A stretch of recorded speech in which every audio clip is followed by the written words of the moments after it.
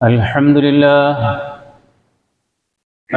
لله نحمده ونستعينه ونؤمن به ونتوكل عليه ونعوذ بالله من شرور أنفسنا ومن سيئات أعمالنا من يهده الله فلا مضل له ومن يضلل فلا هادي له وأشهد أن لا إله إلا الله وحده لا شريك له وأشهد أن محمدًا عبده ورسوله هو الذي أرسل رسوله بالهدى ودين الحق ليظهره على الدين كله وكفى بالله شهيدا. اللهم صل على محمد وعلى آل محمد كما صليت على إبراهيم وعلى آل إبراهيم وبارك على محمد وعلى آل محمد كما باركت على إبراهيم وعلى آل إبراهيم إنك حميد مجيد. أما بعد فإن خير الحديث كتاب الله وخير الهدي هدي محمد صلى الله عليه وسلم وشر الأمور محدثاتها وكل محدثة بدعة وكل بدعة ضلالة. أيها الناس أوصيكم وإياي أولا بتقوى الله. يا أيها الذين آمنوا اتقوا الله حق تقاته ولا تموتن إلا وأنتم مسلمون. أعوذ بالله من الشيطان الرجيم. يا أيها الناس اتقوا ربكم الذي خلقكم من نفس واحدة وخلق منها زوجها وبث منهما رجالا كثيرا ونساء واتقوا الله الذي تساءلون به والأرحام إن الله كان عليكم رقيبا. بسم الله الرحمن الرحيم. وأن المساجد لله فلا تدعوا مع الله أحدا. رب اشرح لي صدري ويسر لي أمري واحلل عقدة من لساني يفقه قولي. ബഹുമാന്യ മുഅ്മിനുകളെ മുഅ്മിനാത്തുകളെ സഹോദരന്മാരെ സഹോദരികളെ, അള്ളാഹുവിനെ സൂക്ഷിച്ചുകൊണ്ട് ജീവിക്കണേ എന്ന് പ്രത്യേകം ഓർമ്മപ്പെടുത്തുകയാണ്, ഉത്ബോധിപ്പിക്കുകയാണ്.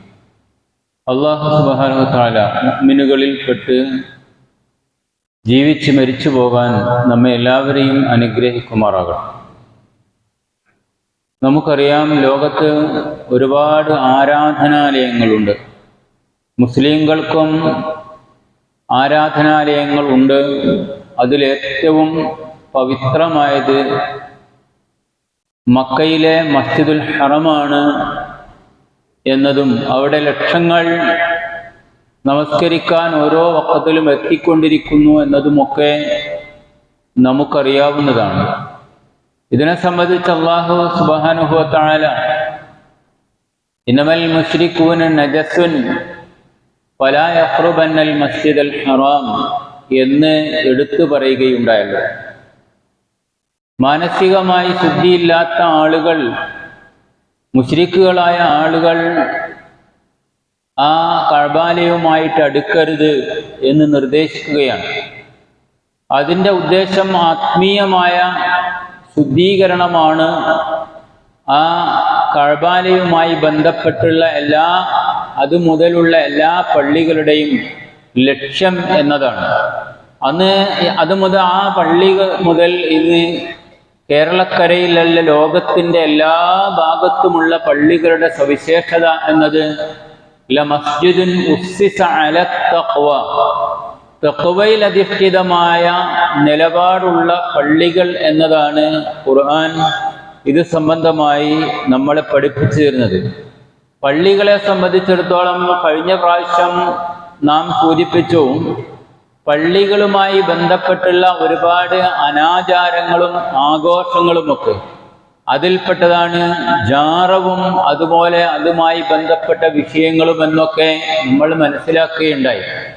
ഇസ്ലാം യഥാർത്ഥത്തിൽ അള്ളാഹുവുമായി മനുഷ്യനെ അടുപ്പിക്കാനുള്ള ഒരു കേന്ദ്രം എന്ന നിലയിൽ മുസ്ലിങ്ങളുടെ ആരാധനാഭാവങ്ങൾക്കും കാര്യങ്ങൾക്കുമൊക്കെ കൃത്യമായ ഒരു വ്യവസ്ഥാപിതമായ കേന്ദ്രീകൃതമായ സ്വഭാവം ഉണ്ടാകണം എന്ന മഹത്തായ ലക്ഷ്യവും ഈ പള്ളികളെ കൊണ്ട് ഉദ്ദേശിക്കുന്നുണ്ട്. അതുപോലെ തന്നെ മനുഷ്യർ എപ്പോഴും പരസ്പരം കാണുകയും ഒന്നിച്ച് ജീവിക്കുകയും ചെയ്യേണ്ട സാമൂഹിക ബാധ്യതയുള്ളവരാണ് എന്നതിനാൽ മുഅ്മിനുകളായ ആളുകൾക്ക് ഒത്തുകൂടാൻ, ആരൊക്കെ ഈ ഇസ്ലാം മതത്തിലേക്ക് കടന്നു വരുന്നുവോ അവർക്കെല്ലാം ഒത്തുകൂടാൻ പള്ളികൾ അള്ളാഹു നിയമമാക്കുകയും അതിലൂടെ മനുഷ്യരുടെ എല്ലാ വിധത്തിലുള്ള കാര്യങ്ങളിലും പരസ്പരം കൈകാര്യം ചെയ്യാനുള്ള ഒരു സാംസ്കാരിക കേന്ദ്രം എന്ന നിലയിലുള്ള വിഷയം എന്ന നിലക്കൊക്കെ പള്ളിയുടെ ലക്ഷ്യങ്ങളെ നമുക്ക് മനസ്സിലാക്കാൻ കഴിയും. ഞാനിത് സൂചിപ്പിക്കുന്നത്, നമ്മളും പള്ളിയിൽ വന്നുകൊണ്ടിരിക്കുന്നു, അടുത്ത പള്ളിയിലോ നമുക്ക് സൗകര്യപ്പെട്ട പള്ളികളിലോ ഒക്കെ നമ്മൾ പങ്കെടുക്കാറുണ്ട്, ഇത് ഇബാദത്തുകളിൽ മുഴുകാറുണ്ട്. ഇതുമായി ബന്ധപ്പെട്ട് പരിശുദ്ധ ഖുർആൻ എന്തൊക്കെയാണ് നമ്മളെ പഠിപ്പിക്കുന്നത്, ഹദീസുകളിലൂടെ എന്തൊക്കെയാണ് വന്നിട്ടുള്ളത് എന്ന കാര്യങ്ങൾ സംക്ഷിപ്തമായി നമ്മൾ മനസ്സിലാക്കുക. ഒന്ന്, പള്ളിയുടെ ലക്ഷ്യങ്ങളെ സംബന്ധിച്ചിടത്തോളം പരിശുദ്ധ ഖുർആനിൽ സൂറത്തുൻ നൂറിൽ അല്ലാഹു പറയുന്നത്, ഫീ ബുയൂത്തിൻ അദിനല്ലാഹു അൻ തുർഫഅ വയുദ്കറ ഫീഹാ ഇസ്മുഹു യുസബ്ബിഹു ലഹു ഫീഹാ ബിൽ ഗുദുവി വൽ ആസാൽ. ചില വീടുകൾ, ആ വീടുകൾ അള്ളാഹുവിന്റെ ഭവനങ്ങളെയാണ് ഉദ്ദേശിച്ചിരിക്കുന്നത്. അതിൽ അള്ളാഹുവിന്റെ നാമങ്ങൾ ഉച്ചരിക്കപ്പെടണം, അവനെ സ്മരിക്കണം, തസ്ബീഹ് ഉണ്ടാകണം, പ്രഭാതങ്ങളിലും പ്രദോഷങ്ങളിലുമെല്ലാം അവനെ മഹത്വപ്പെടുത്തുന്ന കാര്യങ്ങൾ ഉണ്ടാകണം. പള്ളിയുടെ ലക്ഷ്യമാണ് ആ ആയത്തിൽ സംക്ഷിപ്തമായി നമുക്ക് മനസ്സിലാക്കാൻ കഴിയുന്നത്. പിന്നെ സൂറത്തുൽ ജിന്നിൽ ഞാൻ ഓതിവെച്ച ആയത്തും നമുക്ക് കാണാം, വഅന്നൽ മസാജിദ ലില്ലാഹ് ഫലാ തദ്ഉ മഅല്ലാഹി അഹദാ.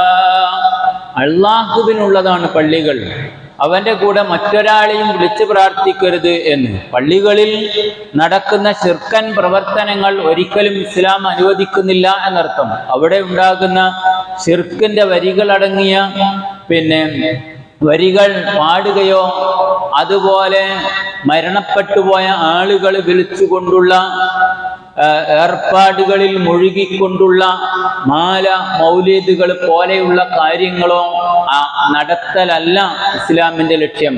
കാരണം അത് കൃത്യമായും അള്ളാഹുവിനെ ആരാധിക്കാൻ വേണ്ടി മാത്രം, അവനിൽ ശിർക്ക് ചെയ്യാതെ ജീവിക്കാൻ ഉദ്ദേശിക്കുന്ന ആളുകളെ മാത്രം ലക്ഷ്യം വെച്ചുകൊണ്ടാണ് ഈ പള്ളികൾ നിർമ്മിക്കപ്പെട്ടത് എന്നത് നമുക്കറിയാം. അതുകൊണ്ടാണ് ആ ഇബാദത്ത് എന്ന ലക്ഷ്യത്തിന് തടസ്സമുണ്ടാകുന്ന വിധത്തിൽ ഒരു ഖുർആൻ പാരായണം പോലും പാടില്ല എന്ന നിലക്ക് വിലക്കപ്പെട്ടത്. അതുപോലെ ഇബാദത്തിന് തടസ്സമുണ്ടാകത്തക്ക വിധത്തിലുള്ള ഒരു കാര്യവും ഉണ്ടാകരുത് എന്ന നിയമം ഇത് സംബന്ധമായി നമുക്ക് കാണാം.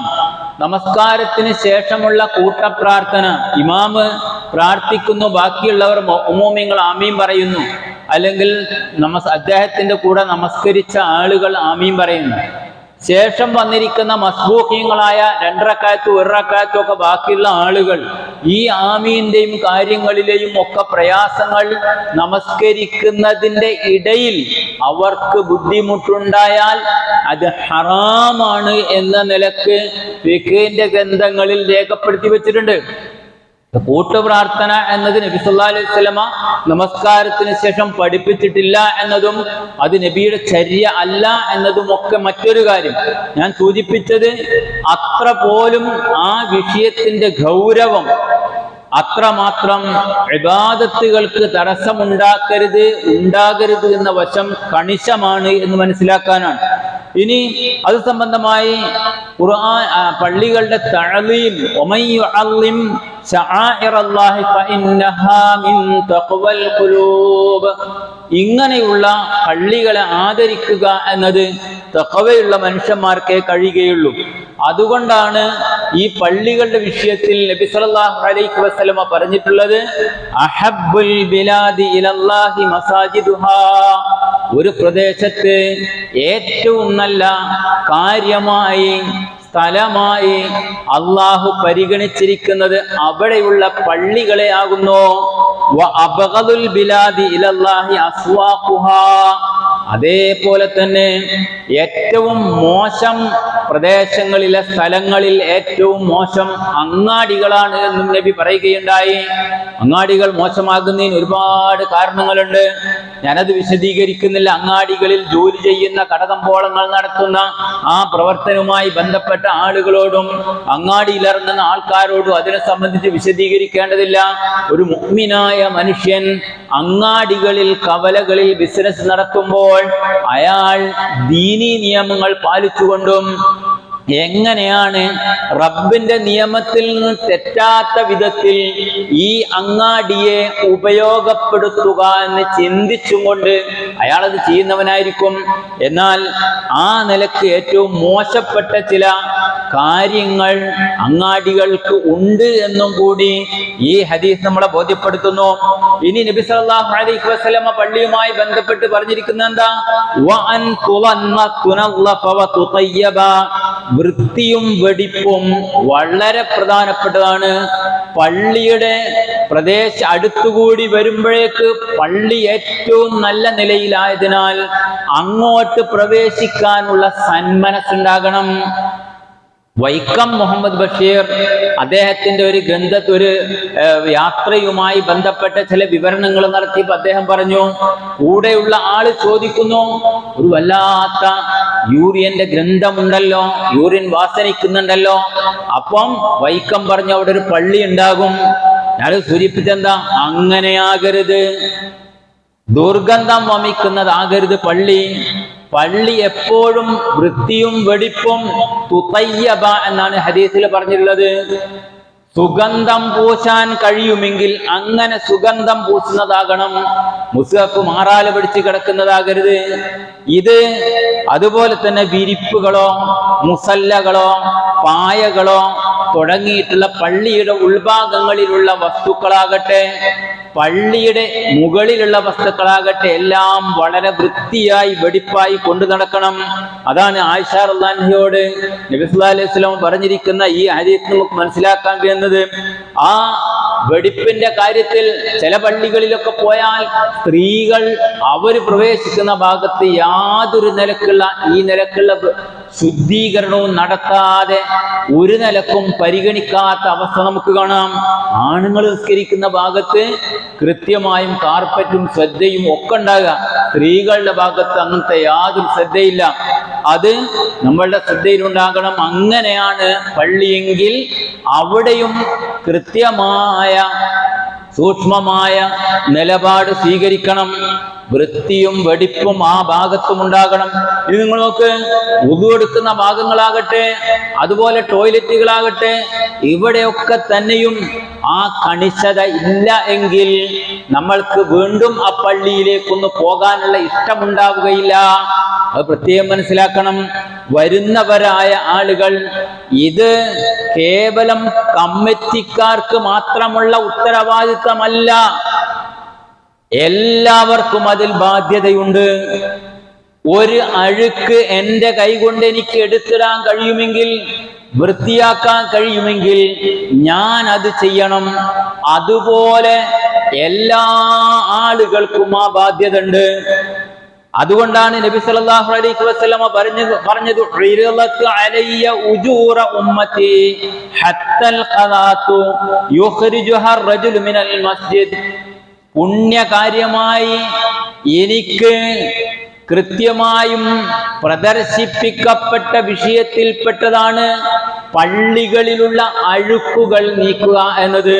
അതെന്താ, അയാൾക്ക് നീക്കിയാ പോരെ, ഇയാളെന്താ ശ്രദ്ധിക്കാത്തത്?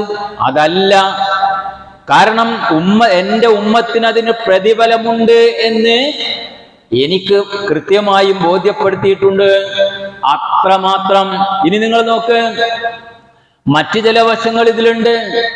ഒരാൾ ടോയ്ലറ്റിൽ പ്രവേശിക്കുന്നു, ആ പ്രവേശിച്ച അയാൾക്ക് ഒരു കാരണവശാലും അതിന്റെ ദുർഗന്ധം കൊണ്ട് അങ്ങോട്ട് കയറാൻ കഴിയുന്നില്ല, വൃത്തികേട് കൊണ്ട് അങ്ങോട്ട് പ്രവേശിക്കാൻ കഴിയുന്നില്ല. അത് പിന്നെ യൂറിയൻ പാസ് ചെയ്യുന്ന സ്ഥലമായിരുന്നു, യൂറിൻ പാസ് ചെയ്യുന്ന സ്ഥലമാണെങ്കിലും അല്ലെങ്കിലും ഒക്കെ തന്നെയാണെങ്കിൽ നമ്മൾക്ക് ഒരു കാരണവശാലും അത് ഇഷ്ടപ്പെടാത്ത സാഹചര്യമാണ് ഉണ്ടാകുന്നതെങ്കിൽ അതിന് നമ്മളും ശ്രദ്ധിക്കേണ്ട ചില വശങ്ങളുണ്ട്. ഫ്ലഷ് ഔട്ട് ചെയ്യുന്ന കാര്യത്തില് നമ്മൾ ശ്രദ്ധിക്കാതെ പോകുന്നു. അടുത്ത ആൾ വരുമ്പോൾ അയാൾക്ക് ആ ദുർഗന്ധം ഉണ്ടാകുന്നുവെങ്കിൽ ഇത്തഖുല്ലാഇനൈൻ വമല്ലാഇനൈൻ യാ റസൂലല്ലാഹ്, രണ്ടാളുകളെ ജനങ്ങൾ ശപിക്കുമെന്നും അത് സൂക്ഷിക്കണമെന്നും റസൂലുള്ളാഹി പറയുകയാണ്. ശാപം ഉണ്ടായിന്ന് വരും, മൂക്കുപൊത്തി കയറുന്ന അവസ്ഥ അടുത്തവൻ. എന്താ കാരണം? നമ്മൾ ഫ്ലഷ് ഔട്ട് ചെയ്തില്ല, നമ്മൾ ശ്രദ്ധിച്ചില്ല, വെള്ളം ഇഷ്ടം പോലെ ഉണ്ട്. എന്നിട്ടും ശ്രദ്ധിക്കാതെ ആണെങ്കിൽ അടുത്ത് വരുന്നവൻ വളരെ വൃത്തികെട്ടവനാ, തൊട്ടു മുമ്പ് പോയവൻ എന്ന് പറഞ്ഞ് അവൻ വളരെ മോശമായി അപ്പൊ മറ്റവനെ ശപിക്കുമെന്നതിൽ യാതൊരു സംശയമില്ല. അത് സൂക്ഷിക്കണമെന്നാ പറഞ്ഞത്. അതുകൊണ്ട് അതുപോലെയുള്ള കാര്യങ്ങളിലൊക്കെ ഓരോരുത്തരും ശ്രദ്ധിച്ചാലേ അത് കൃത്യമായും പരിഹരിക്കാൻ കഴിയൂ, അല്ലെ കഴിയൂല. കാരണം ഒരു ദിവസം എത്രയോ ആളുകൾ കയറി ഇറങ്ങുന്ന സ്ഥലമാണ് ഈ പള്ളിയുടെ ഒതുവെടുക്കുന്ന ഭാഗങ്ങളും അതുപോലെ അതിനോട് അനുബന്ധമായി കിടക്കുന്ന ഭാഗങ്ങളും. എല്ലാവർക്കും അതിൽ ബാധ്യത ഉണ്ട് എന്നർത്ഥം. ഇനി നിങ്ങൾ നോക്ക്, വൃത്തിയായി സൂക്ഷിക്കുന്ന കാര്യങ്ങളെ സംബന്ധിച്ച് ഒന്നുകൂടി നമ്മൾ വിശാലമായി ചിന്തിച്ചാൽ, ചില പള്ളികളിലേക്ക് പ്രവേശിക്കാൻ കഴിയില്ല, പള്ളിക്കാടുകളെ കൊണ്ട് യാതൊരു രക്ഷയില്ല. അവിടെ കുറുക്കനും കുറുനരിയും തുടങ്ങിയ എല്ലാ ജീവികളും. കാരണം എന്താ? അടിക്കാട് പോലും വൃത്തിയാക്കൂല.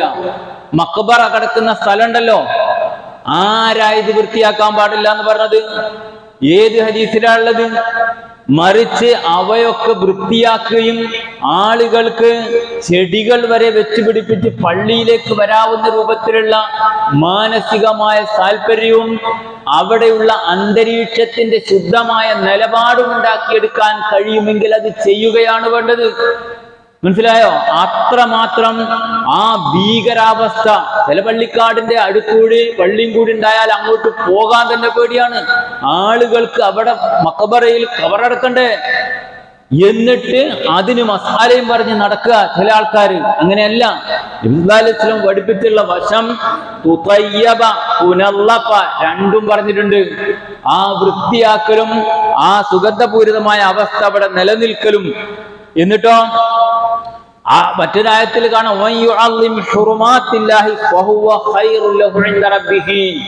ഈ നിലക്ക് അള്ളാഹുവിന്റെ ചിഹ്നങ്ങളെ, അവന്റെ ആദരിക്കപ്പെട്ട സ്ഥലങ്ങളെ ആദരിക്കുന്നുവെങ്കിൽ അവന് ഖൈറാണ് റബ്ബിന്റെ അടുക്കൽ എന്ന്.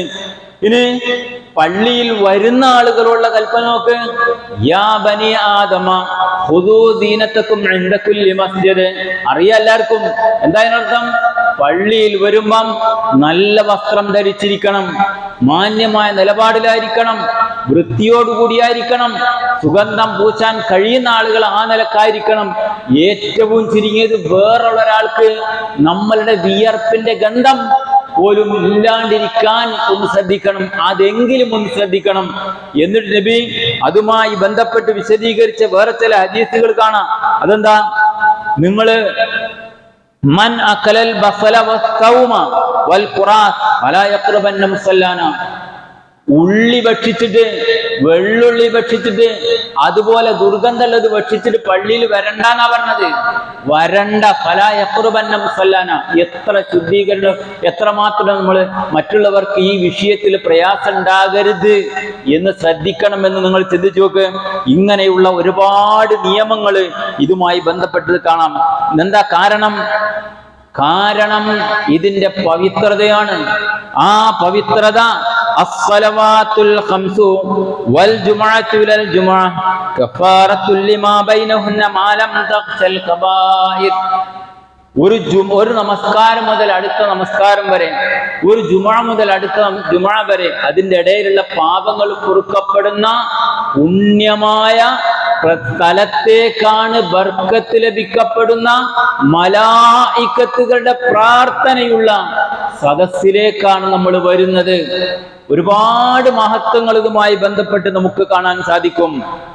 ഇനി ഇതിന്റെ ഒരു മനുഷ്യന്റെ മനസ്സ് എത്രമാത്രം പള്ളിയുമായി ബന്ധപ്പെട്ടിരിക്കണം എന്ന് ചോദിച്ചാൽ, നാളെ റബ്ബിന്റെ കോടതിയിൽ നമ്മൾ ലോകത്തുള്ള മുഴുവൻ മനുഷ്യരെയും കഴിഞ്ഞവരെയും വരാനിരിക്കുന്നവരെയുമായ മുഴുവൻ ആളുകളെയും അല്ലാഹു ഒരുമിച്ച് കൂട്ടുന്നു.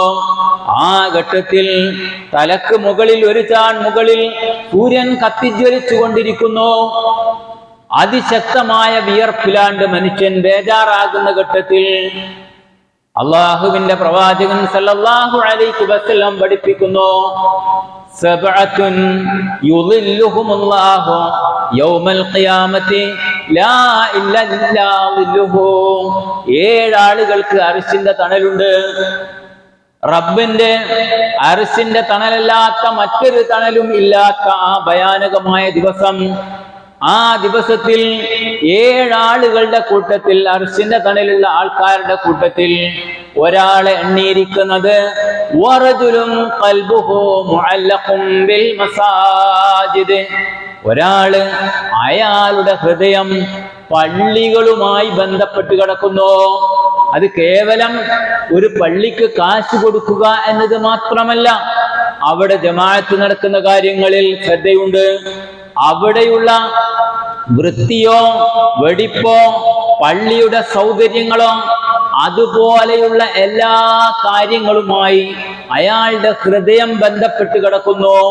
അർച്ചനെ, ആ പള്ളിയിൽ അത് ശരിയായില്ലല്ലോ, എൻ്റെ ഭാഗം എനിക്ക് എന്ത് ചെയ്യാൻ കഴിയാം എന്ന് ചിന്തിച്ച് അയാൾക്ക് കഴിയുന്ന കാര്യങ്ങളൊക്കെ ആ വിഷയത്തിൽ ചെയ്യുന്ന ഒരാൾ എപ്പോ നോക്കിയാലും അവിടെ ആ പള്ളിയുടെ ആ വിഷയത്തിൽ അവിടെ ബിൽഡിംഗ് ഒന്ന് വിശാലാക്കണോ എങ്കിൽ അത് ചെയ്യണം. സ്ത്രീകളുടെ ഭാഗത്ത് സൗകര്യക്കുറവുണ്ടല്ലോ, അയാളുടെ മനസ്സതാണ്. ഇങ്ങനെ ഒരു മനസ്സ് നമുക്കുണ്ടോ നോക്കി. നമ്മളിൽ അധികമായിട്ട് ഈ മനസ്സെന്താണെന്നറിയോ? ഞാൻ വായിച്ചുതരാം. പള്ളിയിൽ ജമാഅത്തിന് വരികയാണ്, അപ്പൊ അവിടെ ഒരു പൊടിയുണ്ട്. എന്താ അയാൾ അടിച്ചു വരാഞ്ഞ്? കമ്മിറ്റി സെക്രട്ടറിക്ക് എന്താ പണി? പ്രസിഡന്റ് നോക്കാത്തത്? കമ്മിറ്റിക്കാർ വല്ലാത്ത മനുഷ്യന്മാരെന്നെ എന്ന് ആക്ഷേപിക്കുകയാണ് ചെയ്യുക. ഒരു നയാ പൈസയും പ്രതിഫലം പറ്റിയിട്ടല്ല 24 മണിക്കൂറും 365 ദിവസവും ഈ കാര്യം ഏറ്റെടുത്തിട്ടുള്ളത്. റബ്ബിന്റെ പ്രീതി ഉദ്ദേശിച്ചിട്ടാണ്. അതുകൊണ്ട് ഞാനും നിങ്ങളുമൊക്കെ എല്ലാവരും ഏത് മഹല്ലിലെ പള്ളിയാണോ നമുക്ക് സൗകര്യപ്പെടുന്നത് അവിടെയൊക്കെ തന്നെ ബന്ധപ്പെടാൻ എന്റെയും നിങ്ങളുടെയും കഴിവിന്റെ പരമാവധി ബാധ്യസ്ഥരാണ്. എങ്ങനെ കഴിയുമോ അങ്ങനെ ചെയ്യണം. ആക്ഷേപിക്കാൻ നല്ല എളുപ്പമുണ്ടാവും. സ്ത്രീകൾക്ക് കഴിയുമോ അവരും ചെയ്യണം.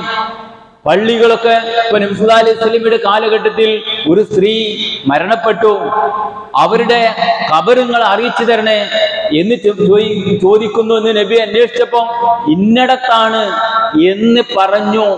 കഅന്നഹും സഗറു അംറഹ എന്നാണ് ഹദീസിൽ വന്നത്. അവർ പള്ളി വൃത്തിയാക്കുന്ന ഒരു സ്ത്രീ ആയിരുന്നു. അതെന്ത് പരിഗണിക്കാതെ അവർ വലിയ ഗൗരവം കൊടുത്തില്ല. അപ്പോഴാണ് നബി അതിന്റെ പ്രാധാന്യം ബോധ്യപ്പെടുത്തി കൊടുക്കാൻ വേണ്ടി അവരുടെ ഖബർ അറിയിച്ചു തരാനും ആ ഖബറും പുറത്തു പോയി നബി അവർക്ക് വേണ്ടി നിസ്കരിക്കുകയും ചെയ്യുന്നത്. ഒരു നിസ്സാരമായ കാര്യമല്ല. സ്ത്രീകൾക്കും അത് ചെയ്യാം. അതിന്റെ മാറ്റം വരുത്തലുകൾ, ഞങ്ങളുടെ ഭാഗത്ത് ആവശ്യമായ കാര്യങ്ങൾ ഞങ്ങൾ കൃത്യമായും ചെയ്യും. അതിനു വേണ്ട എന്തൊക്കെ കാര്യങ്ങളുണ്ടോ അത് നിങ്ങൾ കമ്മിറ്റിയുമായി ബന്ധപ്പെട്ട് ചെയ്ത് പൂർത്തിയാക്കുമെന്ന നിലപാട് അവരുടെ മനസ്സിലുണ്ടാകണം. ഇതൊരു ജാരിയായ സദഖയായി നിലനിൽക്കുന്ന ഒരു വിഷയമാണ്. പിന്നെ മനുഷ്യ ബന്ധങ്ങളുടെ നിലനിൽപ്പ് ഏറ്റവും പ്രധാനപ്പെട്ടതാണല്ലോ.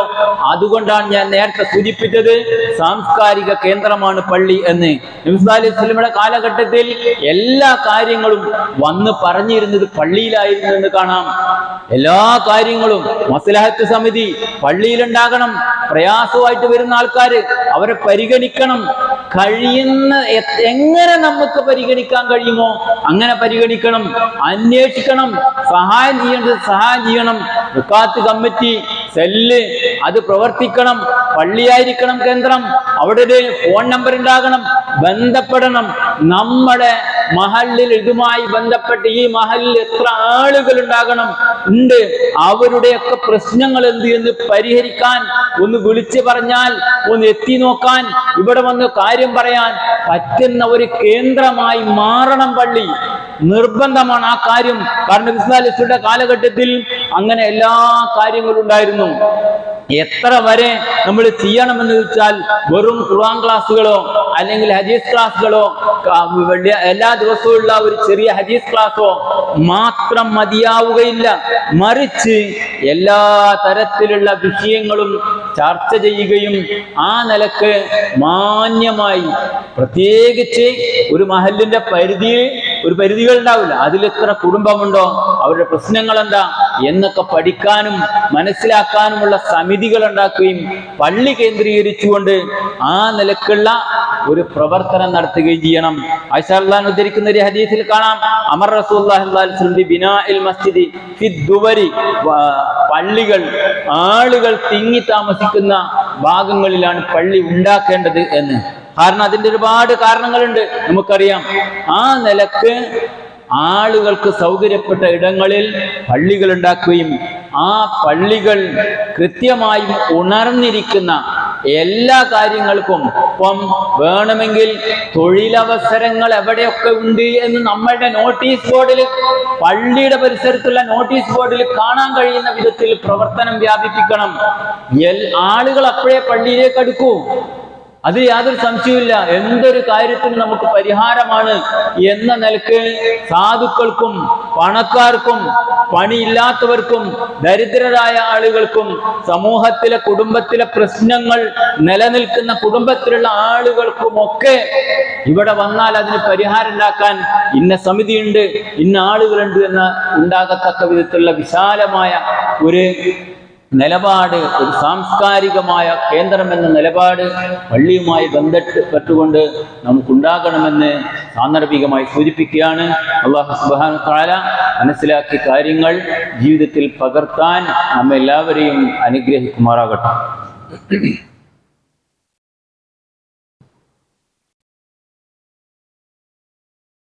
അൽഹംദുലില്ലാഹ് നഹ്മദുഹു വ നസ്തഈനുഹു വ നുഅ്മിനു ബിഹി വ നതവക്കലു അലൈഹി.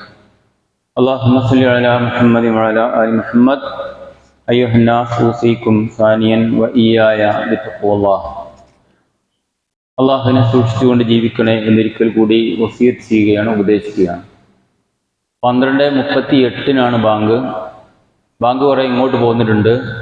അതുകൊണ്ട് ഖുതുബയും 5 മിനിറ്റൊക്കെ അങ്ങോട്ട് നീളും. മാത്രമല്ല ആ സമയത്തേക്ക് എത്തിപ്പെടാൻ നമ്മൾ പ്രത്യേകം ശ്രദ്ധിക്കണമെന്ന് ഉണർത്തുകയാണ്. സാന്ദർഭികമായി സൂചിപ്പിക്കാനുള്ളത്, റബ്ബനാ ലാ തുസിഗ ഖുലൂബനാ ബഅദ ഇദ് ഹദൈതനാ. നമ്മളൊക്കെ പ്രാർത്ഥിക്കുന്ന ഒരു പ്രാർത്ഥന, അല്ലാഹുവേ ഹിദായത്ത് കിട്ടി, ഇനി അതിൽ നിന്ന് തെറ്റിപ്പോകരുതേ റബ്ബേ, അത് തെറ്റിച്ച് കളയരുതേ റബ്ബേ. അല്ലാഹുമ്മ സബ്ബിത് ഖൽബി അലാ ദീനിക, നിന്റെ ദീനിനനുസരിച്ച് എൻ്റെ ഹൃദയത്തെ നീ ഉറപ്പിച്ചു നിർത്തണേ. ആ പ്രാർത്ഥന കൊണ്ട് മാത്രം കാര്യമില്ല. ദീനിൽ നിന്ന് മനുഷ്യനെ തെറ്റിച്ച് കളയുന്ന ഒരുപാട് കാര്യങ്ങൾ എപ്പോഴും ലോകത്തുണ്ടാവും. വിശ്വാസരംഗത്താണ് ഒന്നാമത്തെ ഉണ്ടാകുക. അതുകൊണ്ട് തന്നെ നമുക്കറിയാം, കേരളക്കരയിൽ ശിആക്കളുടെ വിശ്വാസവുമായി ബന്ധപ്പെട്ട് ഖബർ പൂജ അടങ്ങുന്ന കാര്യങ്ങൾ അവിടെ നിന്നിങ്ങോട്ട് വന്ന് അതിൻ്റെ ഉത്തുംഗതയിൽ നിന്നുകൊണ്ടിരിക്കുന്ന ഒരു വശം നമുക്ക് കാണാം. മറ്റൊരു വശം യഥാർത്ഥ ഇസ്ലാമിനെ മറ്റൊരു നിലക്ക് ചിത്രീകരിച്ചിട്ട് യഥാർത്ഥ ഖുർആനിൽ നിന്നും ഹദീസിൽ നിന്നും വഴിതിരിച്ചു വിട്ട് ദീനിന്റെ ലക്ഷ്യം ഭരണമാണ് എന്നത് പോലെയുള്ള തെറ്റായ ധാരണകൾ പ്രചരിപ്പിക്കുന്ന പ്രവർത്തനവും നമ്മൾക്കിടയിൽ നടക്കുന്നുണ്ട്. ഇതൊക്കെ മനസ്സിലാക്കാൻ നമ്മൾ ശ്രദ്ധിക്കുകയും അത്തരം ക്ലാസ്സുകളെ നമ്മൾ ഉപയോഗപ്പെടുത്തുകയും ചെയ്യുമ്പോഴേ ആ ഹിദായത്തിന്റെ റൂട്ടിൽ നമുക്ക് മുന്നോട്ട് പോകാൻ കഴിയുകയുള്ളൂ.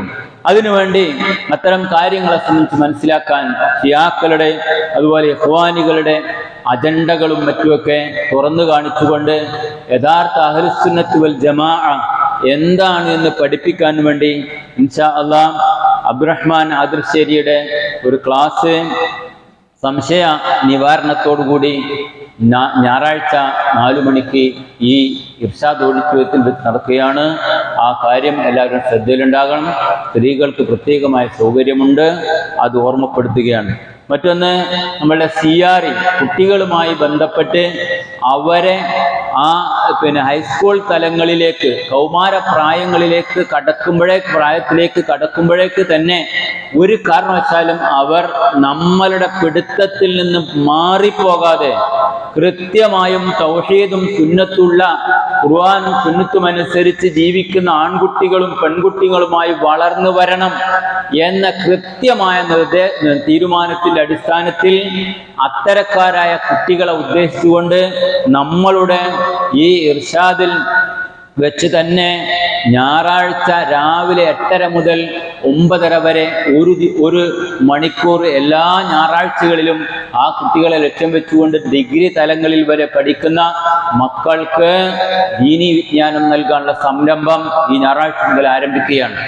നിർബന്ധമായും നമ്മൾ ശ്രദ്ധിക്കുകയും കുടുംബത്തിലുള്ള മക്കളെ, പരിചയത്തിലുള്ള മക്കളെ ഇതിൽ ചേർത്തിക്കൊണ്ട് അവർക്ക് ദീനീ വിജ്ഞാനം ലഭിക്കാനുള്ള അവസരം നമ്മൾ ഉപയോഗപ്പെടുത്തുകയും ചെയ്യണമെന്ന് സാന്ദർഭികമായി ഉണർത്തുകയാണ്.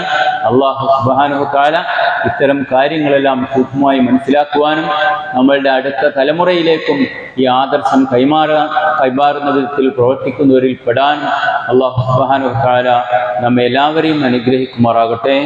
സഹോദരങ്ങളെ, ഒരുപാട് ആളുകൾ പല വിധത്തിലുള്ള രോഗങ്ങളിലുമാണ്. നിരന്തരമായ രോഗങ്ങളുടെ കേട്ടാൽ ഞെട്ടുന്ന വിധത്തിലുള്ള അവസ്ഥ. ഒരു ക്യാൻസർ സെന്ററിൽ 10 ഡോക്ടർമാരുണ്ടായിട്ട് ഒരു ഡോക്ടറുടെ അടുക്കൽ 60 ആള് എന്ന നിലക്ക് പുതിയ ക്യാൻസർ ബാധിതരായ ആളുകളുടെ, സ്ത്രീകളുടെയും കുട്ടികളുടെയും ആണുങ്ങളുടെയും ഒക്കെ എണ്ണം അങ്ങനെ 10 ഡോക്ടർമാർക്ക് 600ഓളം ആളുകളെ ഓരോ ദിവസവും പുതിയതായി ക്യാൻസർ ചികിത്സ രോഗം മാത്രം പിടിപെട്ട നിലയിൽ എത്തിക്കൊണ്ടിരിക്കുകയാണ്. ഭയാനകമാണ് രോഗത്തിൻ്റെ വ്യാപനം പല നിലക്കുള്ളതും.